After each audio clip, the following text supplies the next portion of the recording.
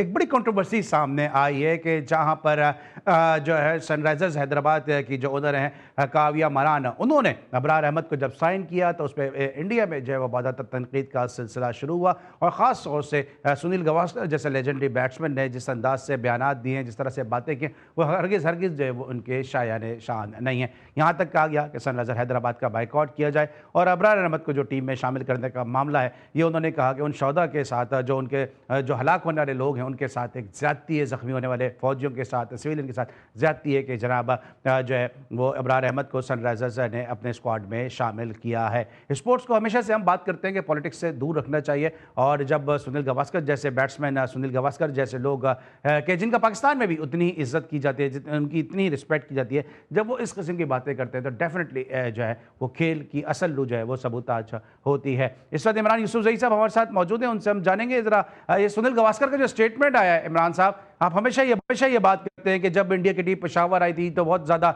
उनकी हॉस्पिटैलिटी की गई, उनकी बहुत ज़्यादा मेहमान नवाजी की गई, लेकिन गावस्कर साहब का जो स्टेटमेंट आया है, आपको लगता है कि जितना उनका कद छोटा है वो छोटे कद से भी छोटा उन्होंने स्टेटमेंट दिया है? हाँ जी, बिल्कुल मेरा ख्याल है कि गावस्कर साहब तो खैर बड़े खिलाड़ी हैं, उनको इस किस्म का बयान नहीं देना चाहिए था। इरफान पठान जैसे छोटे मोटे खिलाड़ी इस तरह की बातें करते हैं तो इतना बुरा नहीं लगता, लेकिन गावस्कर साहब जैसे मतलब वो इंडियन क्रिकेट के लेजेंड रहे हैं, तो उनसे इस किस्म की बात की, इस किस्म के किसी बयान की उम्मीद नहीं थी। लेकिन बहरहाल जैसे मैंने कहा ना कि पाकिस्तान क्या मुसलमान और क्या हिंदू छोटी जात के, उनको अपना आप इंडियन साबित करने के लिए इस तरह की हुदूद जो है वफाकियात करनी पड़ती है, इस तरह के जो है बयान जारी करने पड़ते हैं। तो मेरे ख्याल से ये ऐसे ही इसी किस्म का बयान है, इसकी तरह ज्यादा सीरियस भी नहीं लेना चाहिए। अब जाहिर सी बात है कि वो